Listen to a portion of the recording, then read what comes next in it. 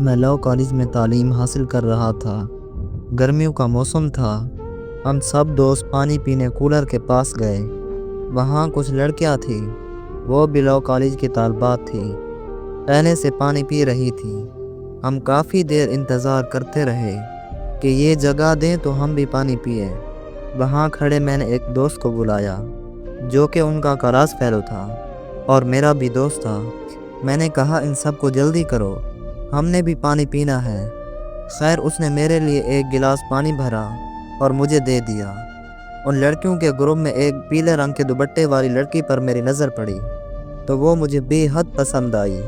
میں نے اس دوست کو بولا کہ یار اس لڑکی کا نمبر تو دلوا دو، تو وہ لڑکا بڑا حیران ہوا اور بولا کہ یار کیا عجیب بات ہے، وہ تو اکثر بتاتی ہے تمہارا کہ تم اس کے کزن ہو، اور اکثر تمہارے بارے میں بتاتی ہے کہ وہ تم سب کو جانتی ہے، اور تم کہہ رہے ہو کہ تمہارے پاس اس کا نمبر نہیں ہے۔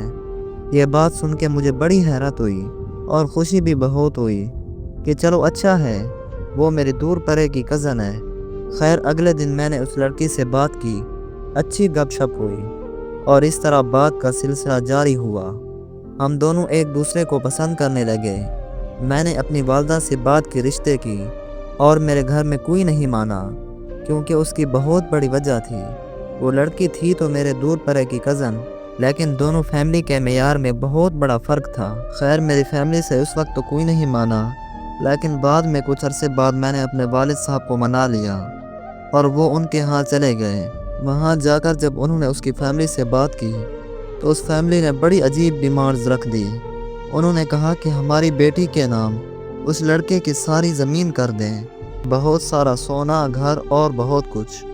میرے والد صاحب تو بے حد پریشان ہوئے اور وہ وہاں سے چلے آئے اور گھر آ کر شدید برہم ہوئے کہ ایک تو وہ خاندان اور لڑکی ہمارے معیار کے نہیں ہیں، اور دوسرا ان کی ڈیمانڈز بہت زیادہ ہیں، اتنی ڈیمانڈز کون کرتا ہے۔